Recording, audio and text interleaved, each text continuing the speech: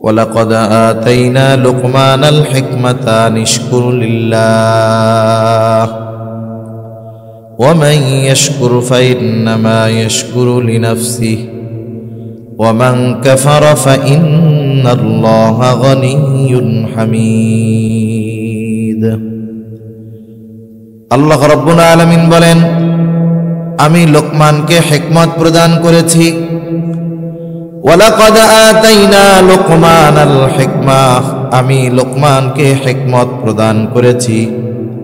হিকমত কি? মুফাসসিরিনে কেরাম বলেন অনেকগুলো গুণের সমষ্টি হলো হিকমত। এর মধ্যে অন্যতম হলো সত্য মিথ্যার পার্থক্য নির্ণয় করার যোগ্যতা, স্বপ্নের ব্যাখ্যা। এই ধরনের গুরুত্বপূর্ণ কিছু গুণের সমন্বয়কে বলা হয় হিকমত। আল্লাহ তাআলা হযরত লোকমানকে ওই হিকমত প্রজ্ঞা জ্ঞান দান করেছে। মুফাসসিরিনে কেরাম বলেন হযরত লোকমান নবী ছিলেন না। হযরত লোকমানের ব্যাপারে বর্ণিত আছে, আল্লাহ রাব্বুল আলামিন ওনাকে নবুয়াত আর হিকমত এই দুটো থেকে একটাকে বেছে নেওয়ার সুযোগ দান করেছে। নিঃসন্দেহে নবুয়াত এটা মর্যাদাপূর্ণ একটি দায়িত্ব, কিন্তু হযরত লোকমান এটা জানার পরেও নবুয়াত গ্রহণ না করে তিনি হিকমতকে গ্রহণ করেছেন। হযরত লোকমানকে জিজ্ঞাসা করা হলো, লোকমান, নবুয়তের মতো মর্যাদাপূর্ণ বিষয় গ্রহণ করার সুযোগ থাকার পরেও কেন আপনি হিকমতকে গ্রহণ করেছেন? কারণ প্রত্যেকটা নবী হিকমতওয়ালা, কোনো সন্দেহ নেই। আপনি যদি নবুয়াত গ্রহণ করতেন হিকমত তো পাইয়াই যাইতেন, সাথে সাথে নবুয়াতের মতো মর্যাদাপূর্ণ বিষয় গ্রহণ করার কারণে নবীর মর্যাদা পেয়ে যাইতেন। হযরত লোকমান এই প্রশ্নের জবাবে বললেন, শোনো, আল্লাহ তাআলা নিজ থেকে আমাকে নবুয়াতই দেন নাই, বরং আমাকে অপশন দিয়েছেন, সুযোগ দিয়েছেন। এখন যদি আমি নবুয়াতকে গ্রহণ করতাম, এটা আল্লাহ তাআলার পক্ষ থেকে দেওয়া হতো না, বরং নিজে নবুয়তের দায়িত্ব নেওয়া হতো। আল্লাহ তাআলা যদি নিজের থেকে আমাকে নবুয়তের দায়িত্ব দিতেন, তাহলে এই নবুয়তের দায়িত্ব পালন করতে গিয়ে যত ব্যবস্থাপনা দরকার সব কিছু আল্লাহ তাআলা গ্রহণ করতেন। আর যদি আমি নিজের থেকে নবুয়তকে গ্রহণ করতাম, নিতাম, এই দায়িত্ব পালনে যদি কোনো ত্রুটি বিচ্যুতি হইত, কিয়ামতের দিন আল্লাহ তাআলার সামনে আমাকে জবাবদিহিতার কাঠগড়ায় দাঁড়ানো লাগতো। কারণ একটা দায়িত্ব দেওয়া আর নিজে দায়িত্ব নেওয়া দুইটা বিষয় কখনোই এক নয়। কেউ যদি কোনো দায়িত্ব আমার আপনার উপরে চাপায়া দেয়, জোর করে বলে এটা তুমি নাও, আমি আপনি যদি বলি যে আমি তো এটা পালন করতে পারবো না, বলে আরে মিয়া আমরা আছি না, চালায়া যাও। এখন যদি ওই ব্যক্তি দায়িত্ব পালনে কোনো ত্রুটি বিচ্যুতি হয়, সে কি বলবে? আরে মিয়া আমি কি দায়িত্ব নিতে চাইছি নাকি, তোমরাই তো দিছো।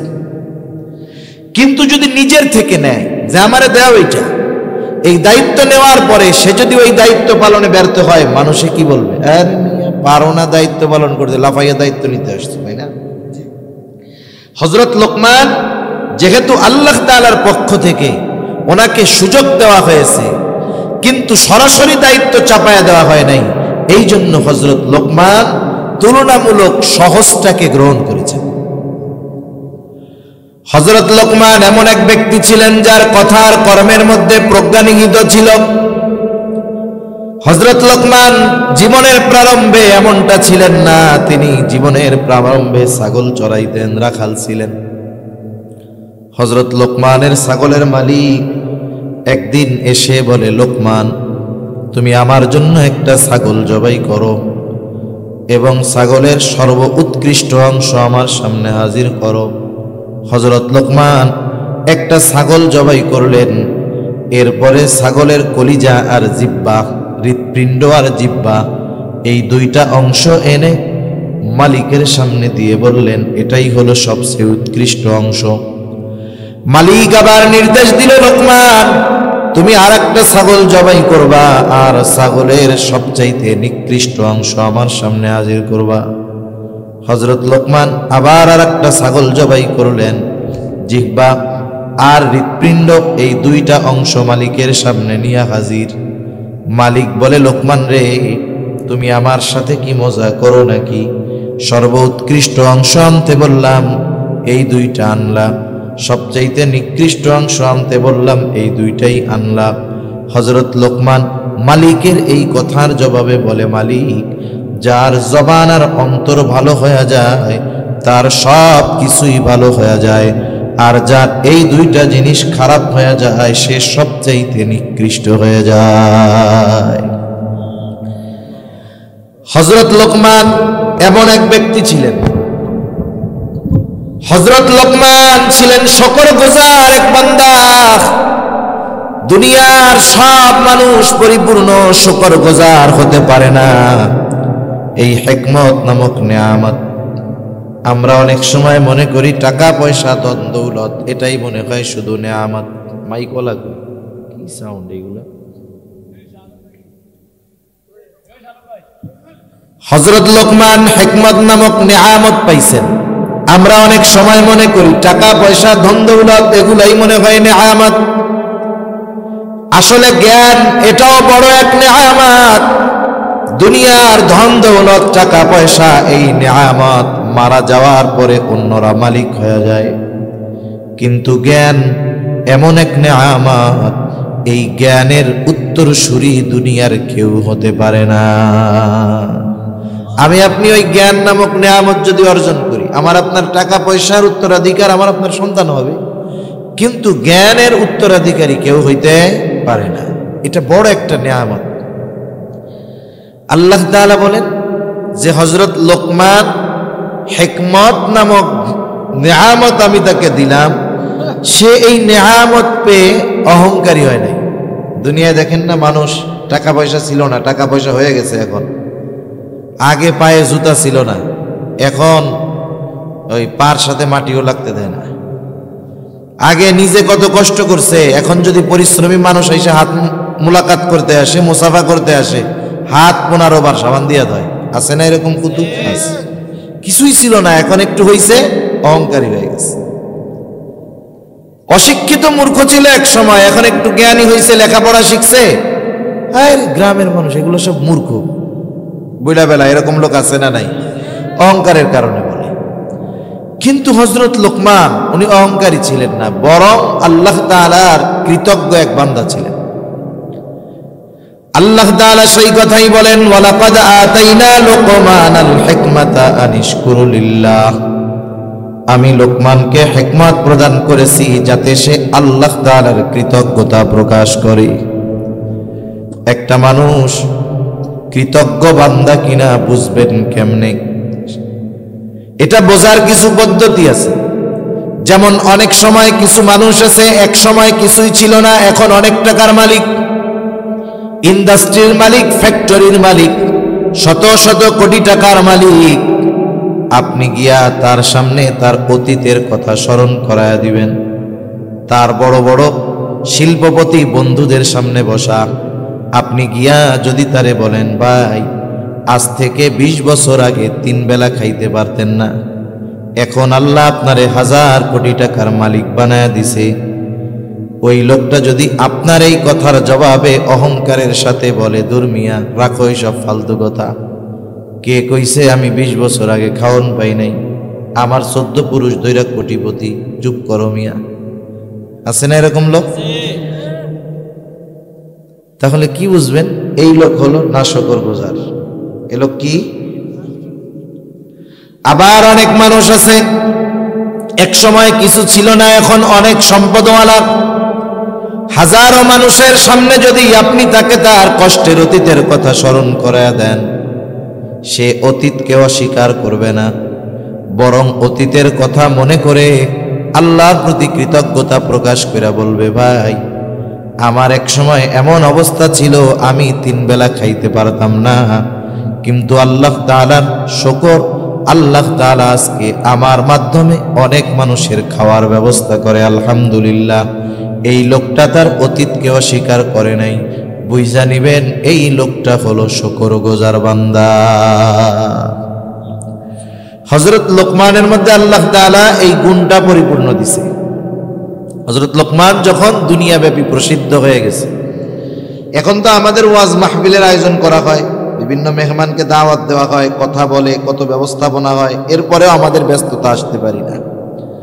কিন্তু ওই জামানায় যখন চলাচলের বাহন নাই, কিচ্ছু নাই, ওই সময় দৈনিক হাজার হাজার মানুষ হযরত লোকমানের বাড়িতে আসতো হযরত লোকমানের ওয়াজ শোনার জন্য। উনি প্রতিদিন একটা নির্দিষ্ট সময় সব মানুষের সামনে ওয়াজ করতেন। বক্সের ভলিউমটা জানেন,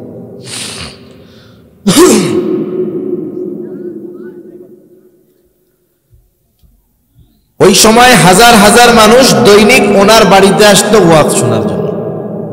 একদিন উনি মানুষের সামনে ওয়াজ করার জন্য দাঁড়াইছেন। ওয়াজ শুরু করার পূর্বে উপস্থিত মানুষদের মধ্য থেকে একজন দাঁড়ায় বলতেছে, লোকমান, আপনি ওয়াজ শুরু করার পূর্বে আপনার কাছে আমার একটা প্রশ্ন আছে। কি প্রশ্ন বলো? সব মানুষের সামনে লোকটা প্রশ্ন করতেছে, লোকমান, আপনি কি সেই লোকমান নাকি যেই লোকমান এক সময় আমার সাথে ছাগল চড়াইতো? মানুষের সামনে, এখন তো দুনিয়াব্যাপী খ্যাতিদার, মানুষের সামনে তার ওই কষ্টের অতীতের কথা প্রশ্ন জিজ্ঞাসা করছে। হযরত লোকমান অতীতকে অস্বীকার করেন নাই, সাথে সাথে বললেন, হ্যাঁ আমি সেই লোকমান যে এক সময় জঙ্গলে জঙ্গলে জঙ্গলে বাগানে বাগানে ছাগল চড়াইতো, আমি সেই লোকমান। এর দ্বারা আল্লাহ কি বুঝাইতে চান? মূলত আল্লাহ তাআলা বুঝাইতে চান, আমি লোকমানকে হিকমত নামক নিয়ামত প্রদান করেছিলাম, আর লোকমান হলো আমার শুকরগুজার এক বান্দা। আল্লাহ তাআলা বলতেছেন লোকমান আমার শুকরগুজার বান্দা। তাইলে কেমন মানুষ সে, যে আল্লাহ স্বয়ং নিজে বলতেছে যে লোকমান আমার কৃতজ্ঞ বান্দা। সাথে সাথে আল্লাহ তাআলা আমাদের জন্য শিক্ষণীয় কিছু কথা বলছেন। ওয়ামান ইয়াশকুরু ফাইন্নামা ইয়াশকুরু লিনাফসি, যে কৃতজ্ঞতা প্রকাশ করে সেটা সে নিজের জন্যই করে। আমরা যদি আল্লাহ তাআলার নিয়ামতের কৃতজ্ঞতা প্রকাশ করি, বলেন তো লাভ আমাদের নাকি আল্লাহ তাআলার? লাভ আমাদের। আল্লাহ তাআলা বলেন, বান্দা শুকর আদায় করো, লাইন শাকারতুম লাযীদান্নাকুম ওয়া লাইন কাফারতুম ইন্না আযাবি লাশাদীদ। আল্লাহ তাআলা বলেন, লাইন শাকারতুম লাযীদান্নাকুম, তোমরা যদি নিয়ামতের শুকরিয়া আদায় করো, আমি আল্লাহ তোমাদের জন্য আরো বাড়ায়া দিব, তথা নিয়ামত আরো বাড়ায়া দিব। ওয়া লাইন কাফারতুম, আর যদি কুফরি করো, শুকরিয়া আদায় না করো, জেনে রাখো ইন্না আযাবি লাশাদীদ, আমার আযাব বড় শক্ত, আমার আযাব বড় কঠিন। তাহলে শুকরিয়া আদায় করলে লাভ আমাদের। শুকরিয়া আদায় করলে, যেই নিয়ামতের ব্যাপারে শুকরিয়া আদায় করব, সেই নিয়ামত বাড়ায়া দেওয়ার প্রতিশ্রুতি দিলেন কে? আল্লাহ। আর যদি নিয়ামত পাওয়ার পরে ওই যে নাশকর গোজারের মতো হই, আল্লাহর শুকরিয়া আদায় না করি, আল্লাহ তাআলা জানায়া দিলেন যে তাহলে কি হবে? যাই না রাখো, আযাব কিন্তু বড় কঠিন। এজন্য আমরা শুকরগুজার বান্দা হব। কি বান্দা হব বলেন? হায় হায় করা বান্দা হব না। আল্লাহ যা দিচ্ছে, একজন জিজ্ঞাসা করছে, ভাই কেমন আছেন? আমরা একটু অসুবিধা থাকলে, আরে ভাই ভালো নাই, এটা কেন? যেই হালতেই থাকি না কেন, আগে বলি আলহামদুলিল্লাহ, আল্লাহ ভালো রাখছে। এটা কেন বলতে পারি না জানেন? কারণ আমাদের নজর হলো খালি উপরের দিকে। আমার চাইতে ভালো কেডা, আমি এটা দেখি, কিন্তু আমার চাইতে কষ্টে আছে কি, আমি এটার দিকে তাকাই। দেখবেন তখন ভালো লাগতেছে। তখন দেখবেন যে নিজের অবস্থা, আপনি মনে করবেন ওই বান্দার চাইতে আমি তো কত ভালো আছি। ওই আল্লাহর বান্দার হাত নাই, ওই আল্লাহর বান্দার পা নাই, আমার হাত আছে, পা আছে। আরে ওই আল্লাহর বান্দার ঘর নাই, আমার তো একটা ঘর আছে। কিন্তু আমাদের নজর খালি উপরের দিকে, এই জন্য শুকরিয়া বাইর হয় না, খালি আফসোস বের হয়, আরে পাইলাম না। কিন্তু যদি যেই অবস্থায় আছি ওই অবস্থার উপরে শুকরিয়া আদায় করে শুকরগুজার বান্দা হইতাম, আল্লাহ তাআলা যদি দেওয়ার মধ্যে কল্যাণ থাকতো, আল্লাহ আমারে আরো বাড়ায়া দিতেন। সেজন্য আমরা যে শুকরিয়া আদায় করি না, না করার কারণ কি? আমাদের নজর কোন দিকে? কিন্তু আমাদের নজর যদি আমার যে কষ্টে আছে তার দিকে থাকে, তাহলে কি হবে? হ্যাঁ, তখন শুকরিয়া আদায় করবো, আলহামদুলিল্লাহ আল্লাহ ওর চাইতে আমারে ভালো রাখছে।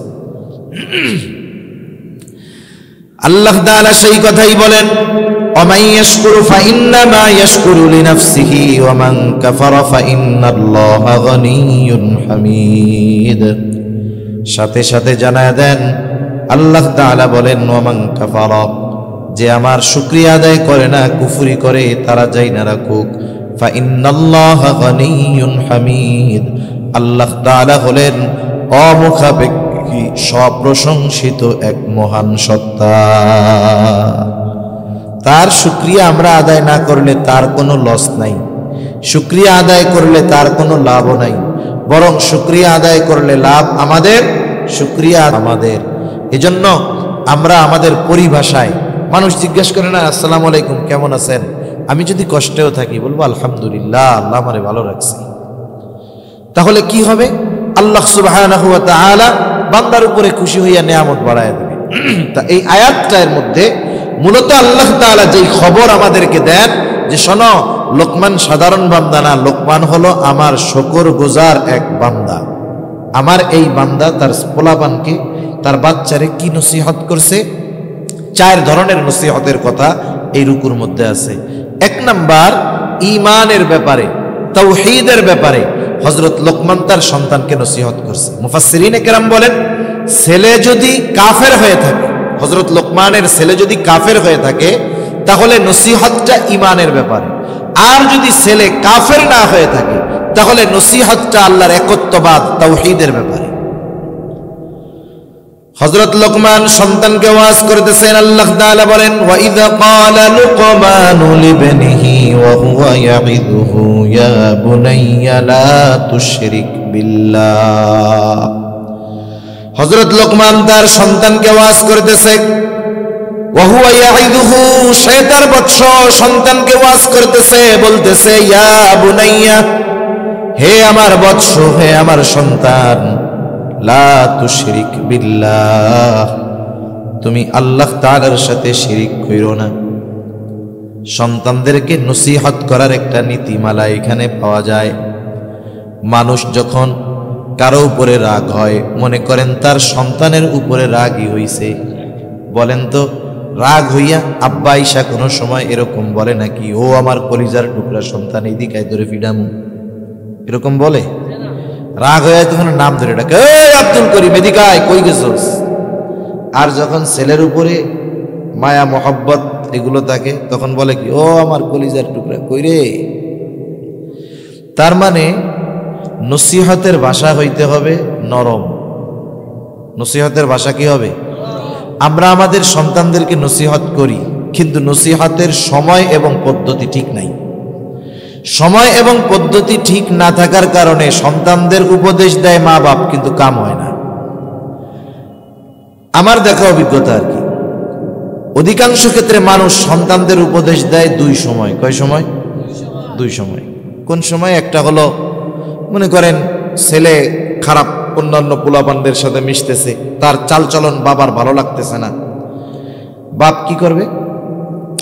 বাপ কিছু বলবে না, বলবে কোন সময়? ছেলে দুপুরে খাইতে বসছে, ওই পাশের রুমে বাবা বসা, মা মাছের মাথাটা নিয়ে ছেলের পাতে প্লেটে তুলে দিচ্ছে আর বলছে আব্বা খাও খাও। এবার বাপ ওই পাশ দিয়ে বলবে খাওয়াও খাওয়াও, বাপের হোটেলে খাইতো টের পাও না? তোমার এই গুলা কি করে জানো? অমুক গুলোকে যে আড্ডা দেয়, কালকে থেকে যদি দেখি একবার ঠ্যাং ভেঙে দিব, আমি কইয়া দিলাম। এখন বাবা যে ওই ছেলেদের সাথে মেশা অপছন্দ করে, এটা তো বোঝা গেছে। তার মানে উনি বলতে চাচ্ছে, ছেলে তুমি কিন্তু ওদের সাথে আর মিশবা না। 1 নাম্বার, খাওয়ার সময় মা বাপ সন্তানের উপদেশ দেয়। 2 নাম্বার, যখন টাকা পয়সা চায় তখন, স্কুলের বেতন, তারপরে টিউশনির যেই ফি, এটা যখন চায় টাকা দেয় ঠিক, সাথে আবার কি বলে, নাও নাও, বাপের হোটেল তো পাইছো, বাপের ব্যাংক, যত লাগে খরচ করো। এখন বলেন তো, এই ভাষায় যদি বাপ সন্তানকে নসিহত করে, ওই সন্তান তো উঠতি বয়সের এক যুবক, উঠতি বয়সের তরুণ, এই নসিহতের দ্বারা সন্তান লাইনে আসবে না, বরং আরো লাইনচ্যুত হবে, লাইনচ্যুত হবে। তাহলে নসিহত করবেন কেমনে? মিষ্টি ভাষায় করতে হবে না? এইবার মনে করেন ছেলেটার কাম কাজ আপনার ভালো লাগে না, এখন ছেলে বাসায় আসছে, মা খানা বাইড়া দিতেছে। ওই দিন মাকে আপনি দায়িত্ব থেকে অব্যাহতি দিয়া আপনি নিজে ছেলের পাতে মাথা উঠাইয়া দেন। পোলা চিন্তা করবে, কিরে সূর্য কি আজকে পশ্চিম দিক দিয়ে উঠলো নাকি? আমার বাপ আমার প্লেটে মাছের মাথা দিচ্ছে। এইবার সুন্দর মতো খাওয়া দাওয়া চলুক, আপনি আপনার ছেলেটারে বলেন, বাজান অথবা বাবা যাই বলেন, যে খাওয়ার পরে তোমার কি আমার সাথে 10 মিনিট কথা বলার সময় হবে? বলেন তো, ছেলের যত ব্যস্ততা থাক, ও কি বাপরে বলবে যে আব্বা আমার খুব ব্যস্ততা আছে, টাইম দেওয়ার টাইম নেই? এরকম বলবে? বলবে আচ্ছা ঠিক আছে। এবার আপনি তারে নিয়ে বসেন, ড্রয়িং রুমে বসেন, আপনার বেডরুমে বসেন। এইবার 2 বাপ বেটা 2 কাপ চা খান। এইবার আপনি তাকে এমন কিছু কথা বলেন যে কথাগুলো সে জানে না, যেই অতীত তার স্মরণে নাই। আপনি একটু আবেগ দরদ নিয়ে বলেন যে সন্তান, তুমি হলে আমার প্রথম সন্তান, তোমার দ্বারা আল্লাহ তাআলা তোমার মায়ের শূন্য কোলকে ভরায় দিয়েছে। তুমি হলে আমার সেই সন্তান যার দ্বারা আল্লাহ তাআলা আমার শূন্য বুককে পরিপূর্ণ করে দিয়েছে। তোমার ব্যাপারে আমরা কত আশাবাদী ছিলাম। তুমি যখন তোমার মায়ের গর্ভে ছিলা, আমরা প্রতিনিয়ত অপেক্ষায় ছিলাম কবে তোমার এই সুন্দর চেহারাটা দেখব। তুমি দুনিয়ায় আসলা, ওই দিনটা ছিল আমাদের অন্যতম আনন্দের একদিন।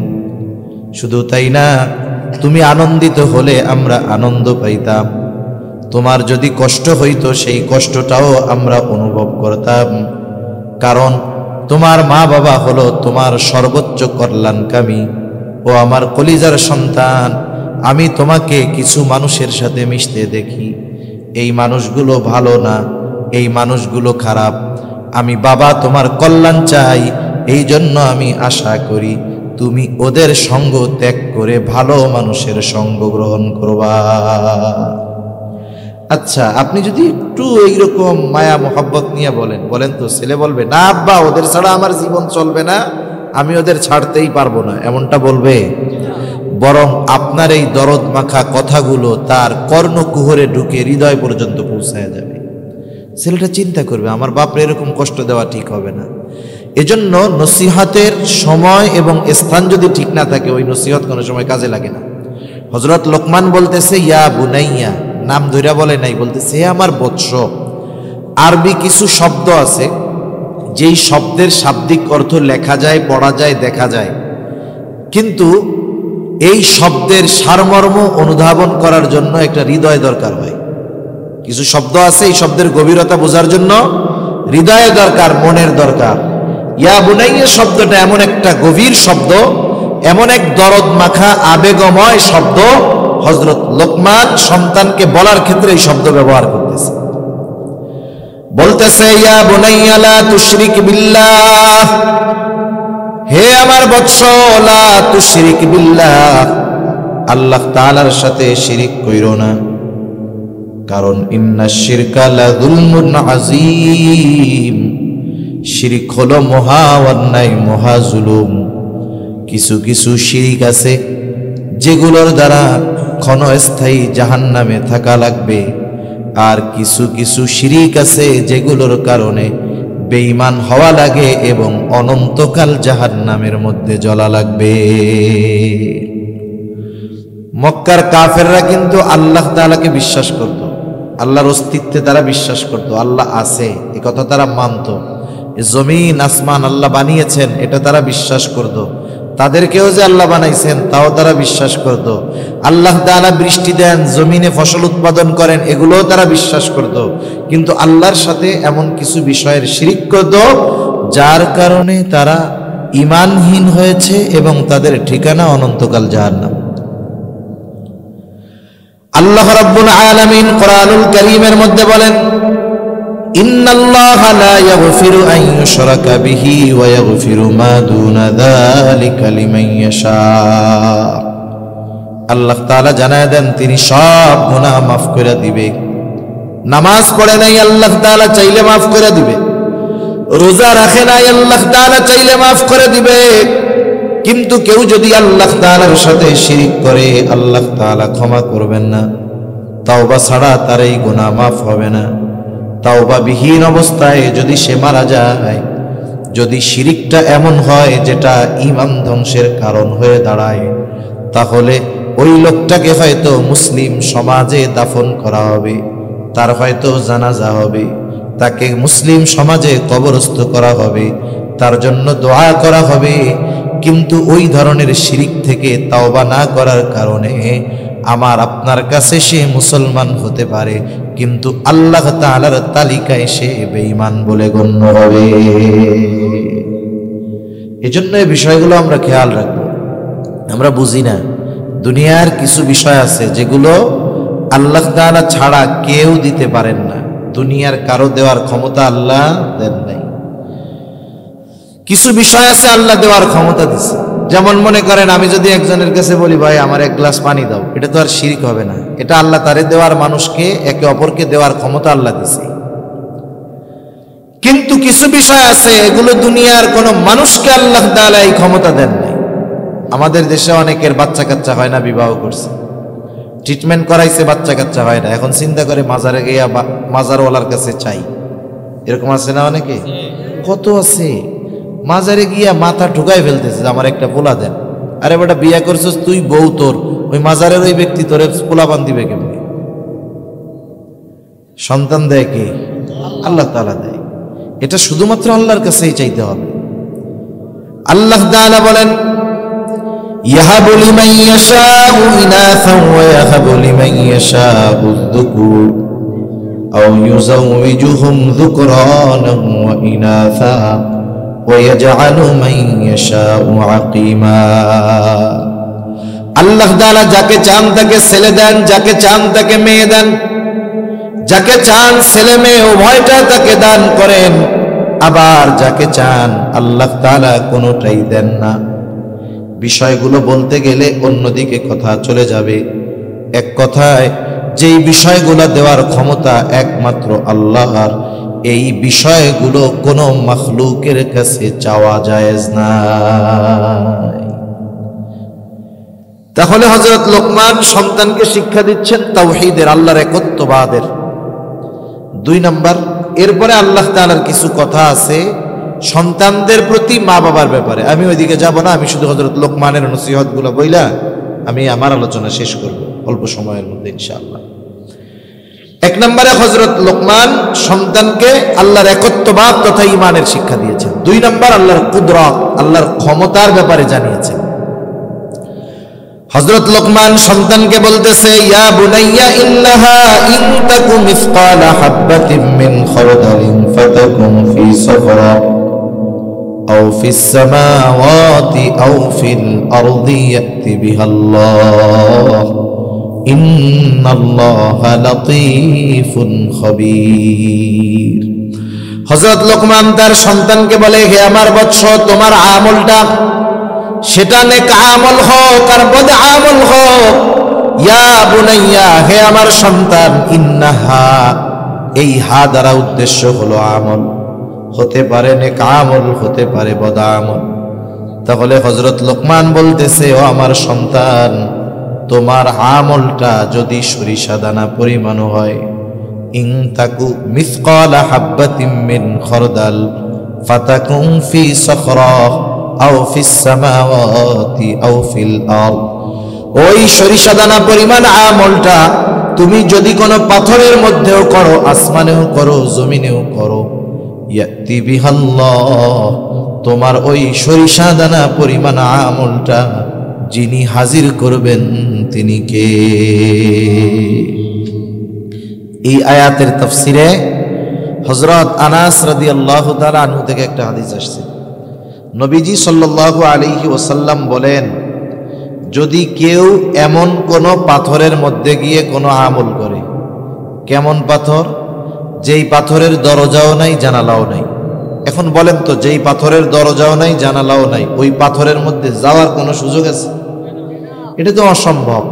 নবী বলতেছেন এই অসম্ভবকে যদি কেউ সম্ভব করে, দরজা জানালা বিহীন ওই পাথরের মধ্যে গিয়েও যদি কোনো আমল করে, ওই আমলটা যদি সরিষা দানা পরিমাণ হয়, কিয়ামতের দিন ওই আমলটা হাজির করবেন কে? আল্লাহ। শুধু হাজির করবেন তা না, প্রত্যেকের আমল অনুযায়ী আল্লাহ বিচারও করবে।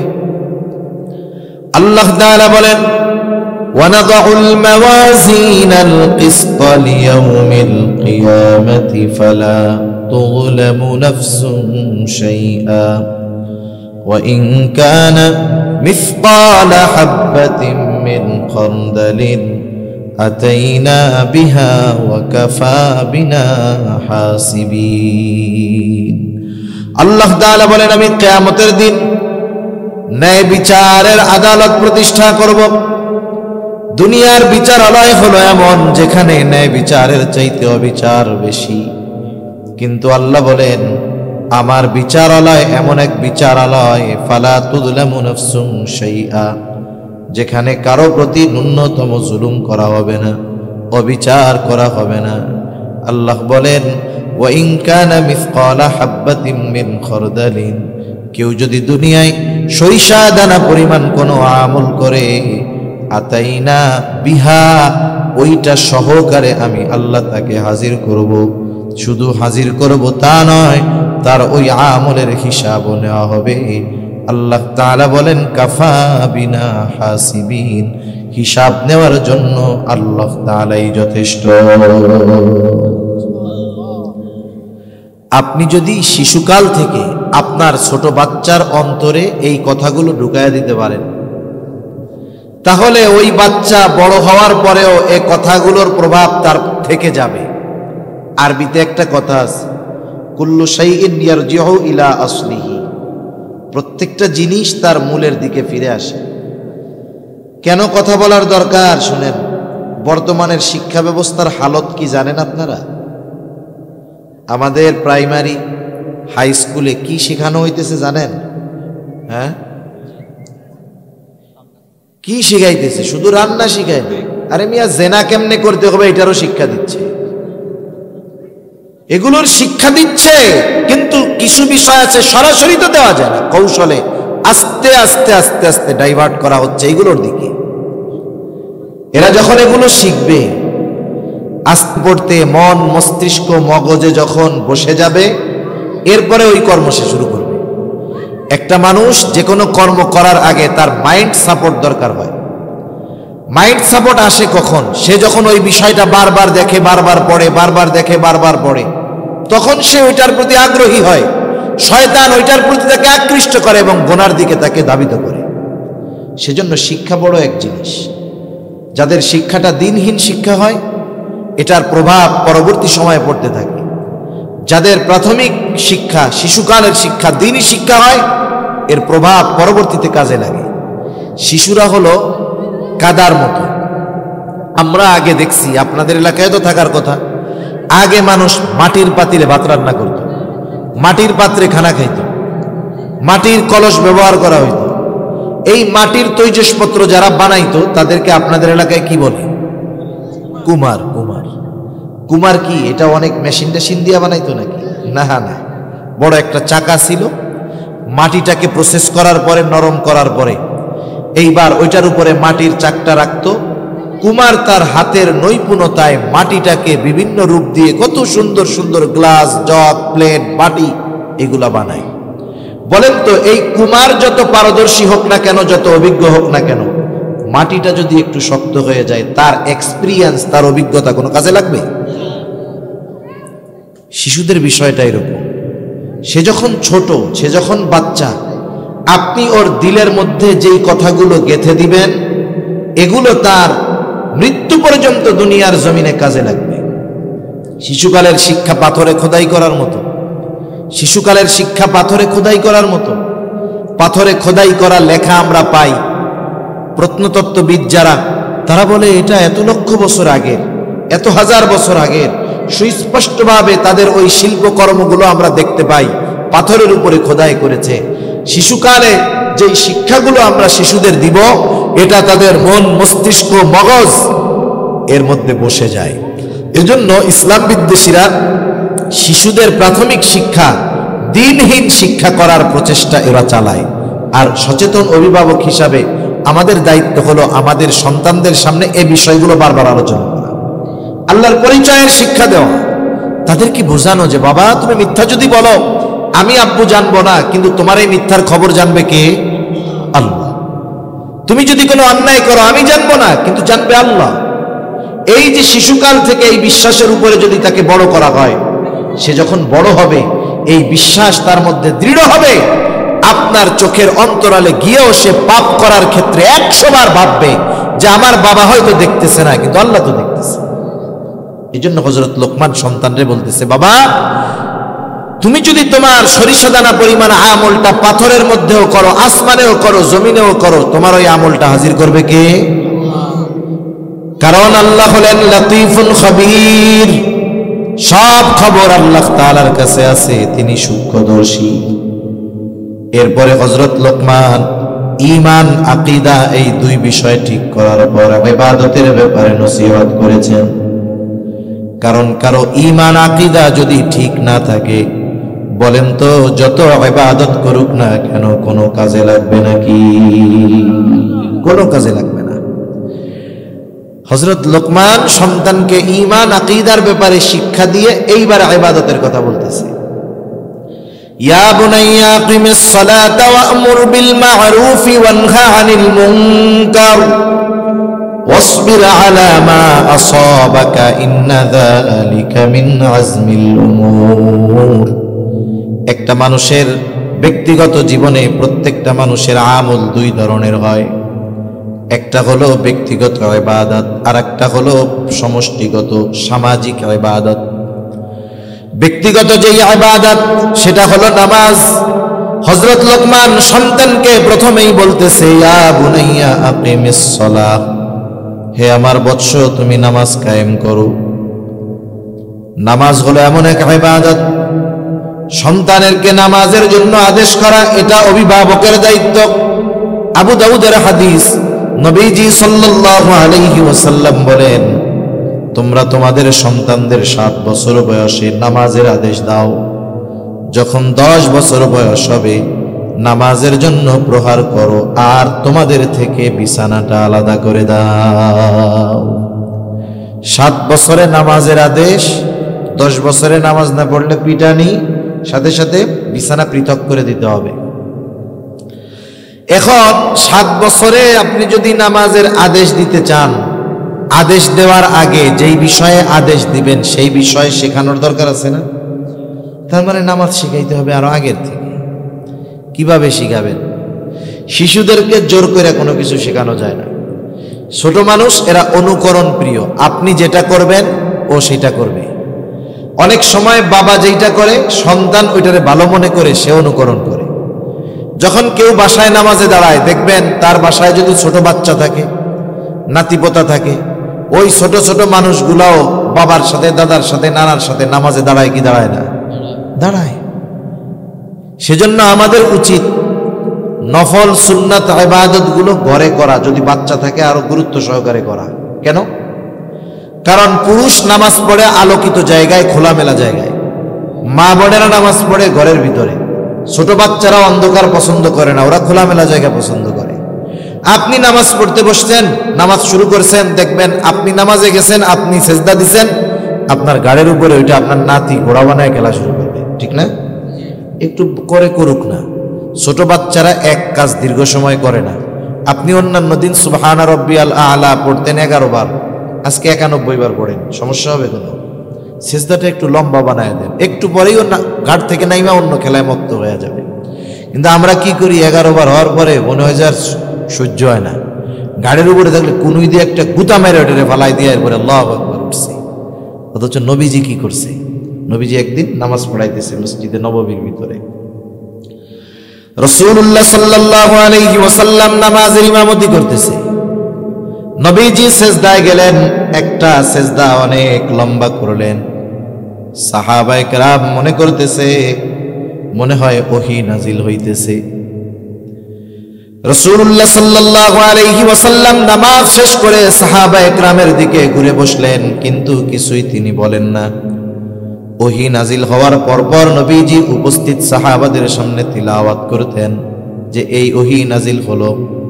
কাতেবে ওহী তথা ওহী লেখার দায়িত্বে যারা ছিল, নবীজি বলতেন এইটাকে ওই সূরার ওই জায়গায় জোড়ায় দাও। কিন্তু নবীজি তো কিছু বলেন না। একজন প্রশ্ন করে, ইয়া রাসূলুল্লাহ, ওই রাকাতের ওই সিজদাটা আপনি কেন এত দেরি করলেন, লম্বা করলেন? কোন ওহী নাজিল হয়েছিল কিনা? নবীজি বলেন, না, ওহী নাজিল হয় নাই। আমি যখন সিজদায় গিয়েছি, সিজদায় নবীজির মেহরাব আর নবীজির হুজরা একেবারে পাশাপাশি ছিল। বাসার থেকে এক কদম দিয়েই নামাজের মুসল্লায় নবীজি দাঁড়াইতে পারতেন।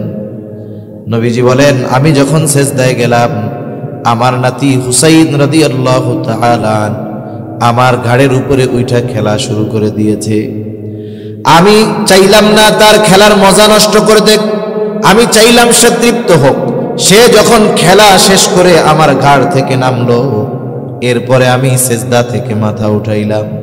চিন্তা কইরা দেখেন, আমাদের এলাকার ইমাম সাহেব যদি সুবহানা রাব্বিয়াল আলা 11 বারের জায়গায় ওনার পোলা ঘাড়ের উপরে উঠা লাফাইতেছে, উনি 31 বার পড়ছে, পিছন থেকে প্রথমে সব ঠান্ডা আর কাশি আর যক্ষা রোগী হয়ে যাইত। কাশি শুরু হয়ে যায়, ওঠে না, যার কাশ নাই সেও জোর করে। এখন মনে করেন ওঠে না, আর একজন পিছন থেকে উঠা দেখতো ইমাম সাহেব তো নড়ে চড়ে না। মনে মনে চিন্তা করতো যে, হায় রে, মোবাইলে ফেসবুকে দেখি যে অমুক এলাকায় অমুক সেজদার মধ্যে মরে গেছে, তাহলে আমাদের ইমাম সাহেব মনে হয় এই ফজিলত অর্জন করছে। এখন মাথা উঠায় যদি দেখতো যে ইমাম সাহেব সেজদায় ওনার পোলা গাড়ির উপরে ওইটা খেলতেছে, এই জন্য ইমাম সাহেব সেজদা থেকে উঠে না, তাহলে কি কইতো জানেন? ও মিয়ারা, উঠো উঠো, দেখো কি কাম হইতেছে। ইমাম সাহেবের কইতো কি, আপনি এখনই গাঠি নিয়ে বাড়ি যান, বাকি নামাজ আমরা নিজেরাই পড়ে নিব, নেই এমন ইমামের দরকার নেই। কারণ এদেশে মসজিদের চাকরি হওয়া কঠিন, যাওয়া খুব সহজ। চাকরি হওয়া কঠিন কিন্তু যাওয়া খুব সহজ। কোনো টাইম টেবল নাই, কোনো ইমাম জানে না যে ফজর পড়াইলাম জোহর পড়াইতে পারবো কিনা। মালাকুল মাউত টাইম দিতে পারে, কিন্তু মসজিদের ইমামদের অনেক কমিটি টাইম দেয় না, অবস্থা এরকম। তাই একটু চিন্তা করে দেখেন, নবীজি ইমামতি করতেছে, ওই সময় ওনার নাতি গাড়ির উপরে উঠছে, উনি সেজদারে লম্বা বানায় দিচ্ছে। সেজন্য বাসায় যখন নামাজ পড়বো, যদি একটু ওইটা খেলাধুলা করে সুযোগ দেন, অসুবিধা নেই। এতে কি হবে? সে আরো আগ্রহী হবে, উৎসাহী হবে। এরপরে যখন একটু বড় হবে, একবারে গেদাটা ধইরা মসজিদে আনা যাবে না। 5 বছর, 5.5 বছর হয়েছে, 6 বছর হয়ে গেছে, মসজিদে আনায় অভ্যস্ত হন। কারণ এখন সে ভালো মন্দ মোটামুটি বুঝে, কথা বললে পাশে দাঁড়ায় থাকবে, একটু দৌড়াদৌড়ি করলে করুক, সমস্যা নাই, কিন্তু অভ্যাসটা হোক। আপনি আমি যদি, অনেকে বুঝে না, অনেকে কি করে জানেননি, অনেকে প্রভাবশালী কিছু লোক থাকে, ছোট বাচ্চা আসছে মসজিদে, একটু চিল্লাচিল্লি করছে, ধমক দিয়া বাইর করে দেয়। এমন এক ধমক দেয় যে ওই বাচ্চা এক ধমকের ভয়ে আর জীবনে মসজিদেই যাইতে চায় না। আছে না এরকম? আপনার আমার ধমকে মসজিদ থেকে বাইর হবে কেন?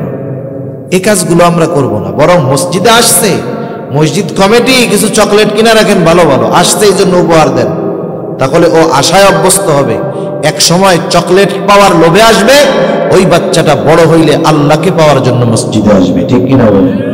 সেজন্য এগুলো পরিবর্তন দরকার আমাদের। এই পরিবর্তনগুলো আমাদের সমাজে নাই, এজন্য আমাদের আগামী প্রজন্ম মসজিদমুখী হইতেছে না।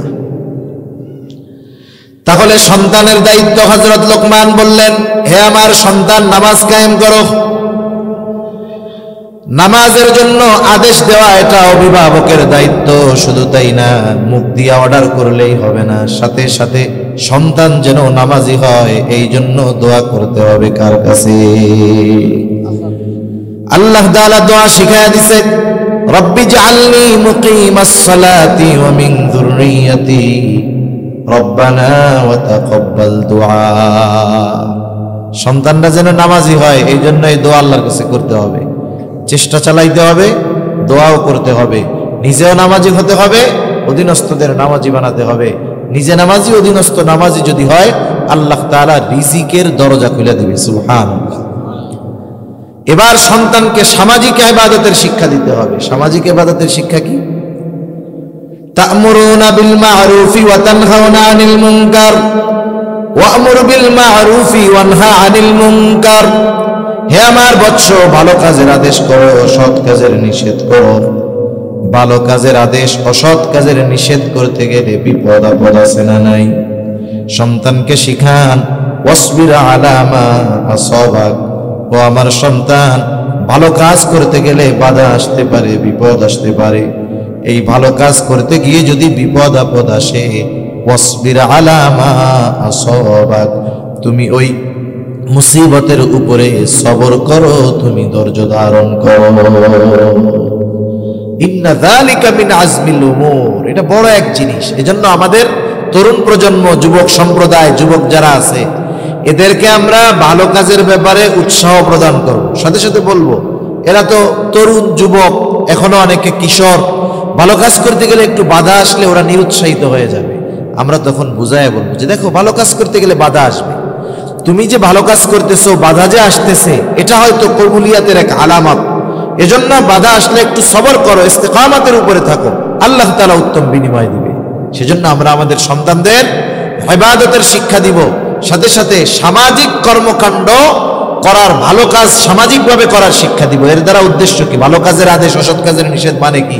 তোমরা সমাজে ভালোর পক্ষে থাকবা, ভালো প্রতিষ্ঠার পক্ষে থাকবা, মন্দের বিপক্ষে থাকবা, মন্দ বিষয়ে বন্ধ করার জন্য সর্বোচ্চ সামর্থ্য তোমরা সেখানে ঢেলে দিবা। ঠিক কিনা বলেন? এভাবে সন্তানদের গড়ে তুলতে হবে। 4 নাম্বার, সামাজিকতার শিক্ষা। মানুষের সাথে আচার আচরণ কেমন হবে? হযরতকে নিয়ে আসতে পারেন বিশেষ করে। সামাজিকতার শিক্ষা, মানুষের সাথে আচার আচরণ কেমনে হবে? হযরত লোকমান সন্তানকে বলতেছে, হে আমার বৎস, হে আমার সন্তান, আসবির আলা মা আসাবাকা, ইন্না যালিকা মিন আজমিল উমুর, ওয়ালা তুসাইর খাদ্দাকা লিন-নাস, ওয়ালা তামশি ফিল আরদি মারহা, ইন্নাল্লাহা লা ইউহিব্বু কুল্লা মুখতালিন ফাখুর। হযরত লোকমান বলতেছে, সন্তান, তুমি কখনো মানুষের দিক থেকে মুখ ফিরায়া কথা বলবা না। মুফাসসিরিনে কেরাম বলেন, এর দ্বারা উদ্দেশ্য হলো মানুষের সাথে অহংকার করে কোনো কথা বলবা না, আবার জমিনের মধ্যে দর্প ভরে চলবা না। ওয়ালা তামশি ফিল আরদি মারহা, জোরে জোরে পা ফালায়া, বুক ফুলায়া জমিনে চলবা না। আল্লাহ তাআলা বলেন, ওয়ালা তামশি ফিল আরদি মারহা, ইন্নাকা লান তাখরিকাল আরদা ওয়া লান তাবলুগাল জিবালা তুলা। আল্লাহ তাআলা বলেন, জমিনে দর্প ভরে চইলো না, তুমি তোমার পা দিয়া জমিনকে ফাটায় ফেলতে পারবা না, বুক উঁচা কইরা চইলো না, কারণ তুমি উচ্চতায় কখনো পাহাড় সম হতে পারবা না। অহংকার কইরো না, জমিনে দর্প ভরে চইলো না। এরপরে ইন্নাল্লাহা লা ইউহিব্বু কুল্লা মুখতালিন ফাখুর, নিশ্চয় আল্লাহ তাআলা মুখতাল আর ফাখুরকে ভালোবাসেন না। মুখতালকে আর ফাখুরকে, মুখতাল হলো যে একাকী নিজেকে বড় মনে করে, নিজে নিজের বড় মনে করে, বলে আমি বড় আলেম, আমি বড় আবেদ, আমি বড় জ্ঞানী, আমি বড় শিক্ষিত, আমি বড় দানশীল, নিজে বড় ভাবে, এলো মুখতাল। আর ফাখুর হলো কে? যে আর একজনকে ছোট মনে করে নিজেরে বড় মনে। এই বেটা, ওইটা কি আলেম রে, ওর চাইতে আমি বড় আলেম। ও কি ইবাদত করে বেটা, আমি দাওয়াবি নেশরাক কিছুই ছাড়ি না, নফল রোজা কিছুই ছাড়ি না, ও তো নামাজ রোজাই করে না। এই কামটা হলো শয়তানের। কার? শয়তানরে আল্লাহ বলছে কি, যে তুমি একটু আদমরে সিজদা করো। সে বলে না, সিজদা করবো না। করে নাই। কেন করে নাই? কারণ জিজ্ঞাসা করছে আল্লাহ। অহংকার তো করছে। কি বলছে কারণ? ক্বালা আনা খায়রুম মিন, আমি ওর চাইতে। ও বলে নাই যে আমি ভালো, বলছে কি ওর চাইতে আমি ভালো। আদমকে ছোট মনে করছে, নিজের বড় মনে করছে। আনা খায়রুম মিন, আমি ওর চাইতে ভালো। খলাকতানি মিন নার ওয়া খলাকতাহু মিন তিন, আপনি তারে বানাইছেন মাটি দিয়া, আমারে বানাইছেন আগুন দিয়া। সেই জন্য আরেকজনকে তুচ্ছ করে নিজেকে বড় মনে করা, এটা অহংকার।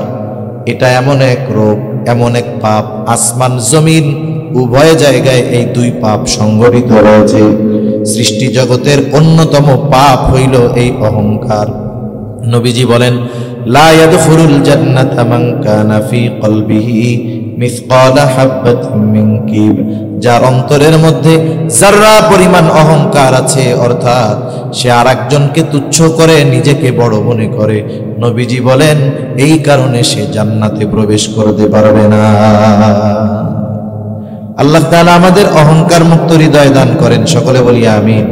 এজন্য ধনী অভিভাবক তার সন্তানদের শিখাবে যে এই বেটা, তোর গাড়ি আছে তাতে কি, তুই রিকশাওয়ালারে ছোট মনে করবি না, অন্যদেরকে তুচ্ছ জ্ঞান করবা না, তোমার বিল্ডিং আছে আর একজনের কাঁচা ঘর, তুমি ওই বাড়ির মালিককে তুচ্ছ করবা না।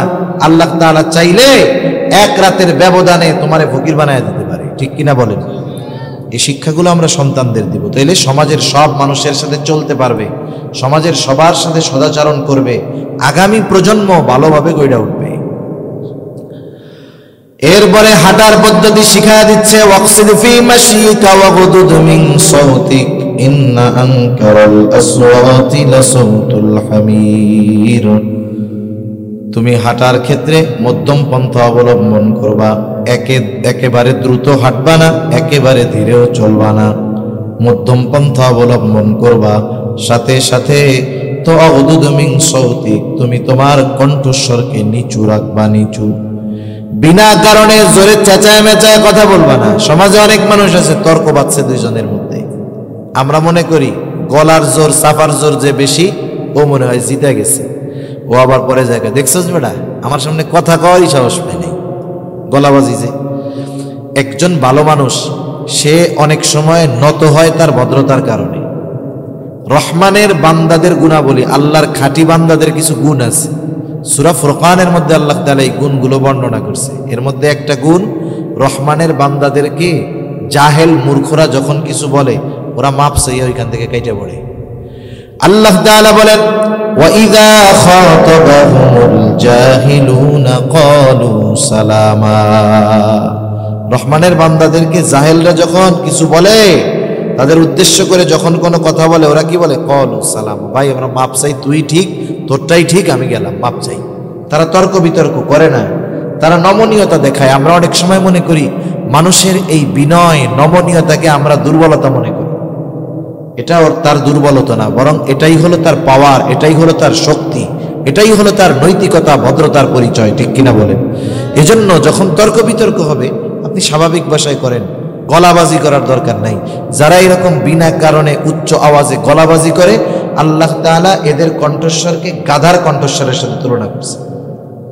আরে যারা গলাবাজি করে এগো যদি আমরা কই গাধার মতো চেঁচাইস না, তাহলে আমাকে তো ধমক টমক দিব, ঠিক না? কিন্তু আল্লাহ কইছে গাধা, তাহলে এখন তো আর কোনো সমস্যা নেই, আমরাও এদের গাধা বলতে পারি।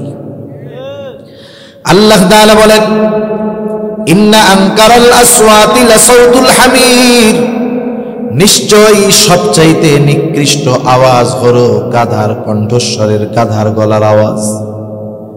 সেই জন্য আমরা আমাদের সন্তানদেরকে এই বিষয়গুলো শিক্ষা দিব।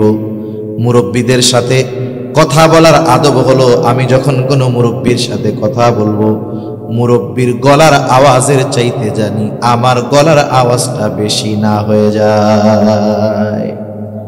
এগুলো আদব শিক্ষা, এগুলো ঘর থেকে দিতে হয়, এগুলো ঘরের থেকে আস্তে আস্তে এভাবে সন্তানদেরকে গড়ে তুলতে হয়। একটা প্রজন্ম ছিল আমাদের সময়, আমরা দেখছি আমরা মুরব্বীদেরকে যে রেসপেক্ট করতাম, যেই সম্মান করতাম, এখনকার জামানায় একাডেমিক্যাল শিক্ষা বাড়তেছে, কিন্তু বাস্তব যেই শিক্ষা প্রয়োজন, শিক্ষা যেই জন্য মানুষ অর্জন করত, শিক্ষা কেন? শিক্ষা জাতির মেরুদণ্ড। শিক্ষা মানুষ অর্জন করে কেন? নৈতিকতা, ভদ্রতা, সুনাগরিকে পরিণত হওয়ার জন্য। কিন্তু যখন শিক্ষার উদ্দেশ্য হয়ে গেছে চাকরি বাকরি, শিক্ষার উদ্দেশ্য হয়ে গেছে শুধু টাকা পয়সা কামানো, তখন শিক্ষার দ্বারা নৈতিকতা অর্জন হয় না, বরং আমরা অনেক দেখি উচ্চ শিক্ষিত মানুষগুলো মানুষরূপী জানোয়ারে তৈরি হয়, ঠিক কিনা বলেন? এদেশে যত দুর্নীতি হয়, আপনাকে এলাকার কোনো রিক্সাওয়ালা করছে নাকি? কোনো কৃষক করছে? এদেশে যত দুর্নীতি হয় এর পেছনে জড়িত যারা, এই দুনিয়াবি লাইনের বড় বড় শিক্ষিত মানুষ। এ শিক্ষার দ্বারা তারা নৈতিকতা অর্জন করতে পারে নাই, এ শিক্ষার দ্বারা তারা মানুষ হইতে পারে নাই, এ শিক্ষার দ্বারা তারা দুর্নীতিবাজ, চোর, চিটিংবাজ হয়েছে, ঠিক কিনা? সেজন্য আমাদের পরিবারকে আমাদের সন্তানদের ভবিষ্যৎ গড়ার প্রতিষ্ঠান হিসাবে কাজে লাগাতে হবে। কেন?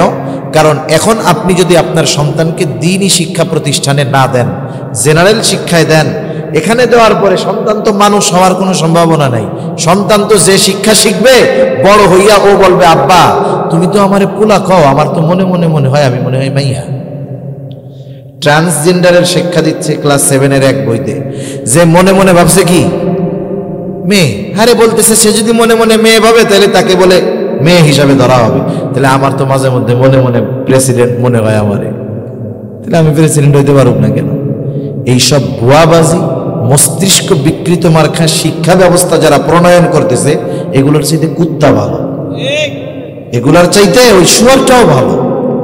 কারণ মিয়া ভাত পচলে এটারে কয়েক দোয়া দিয়া, ভাত যদি পচে এটাকে ভালো মতো ধুইয়া মরিচ দিয়ে, শুকনো মরিচ দিয়ে, পেঁয়াজ দিয়ে মাখাইলে খুব মজা লাগে। কিন্তু বলেন তো বিরিয়ানি যদি পয়সা যায়, এটারে ধুইয়া টুইয়া কিছু দিয়ে খাওয়ার উপায় আছে? মানুষ আশরাফুল মাখলুকাত, এর কর্ম যখন ডাউন হইতে হইতে নিকৃষ্ট পর্যায়ে পৌঁছায় যায়, এর মতো নিকৃষ্ট আর কেউ থাকে না। সেজন্য আমরা আমাদের সন্তানদেরকে হযরত লোকমানের এই শিক্ষার আলোকে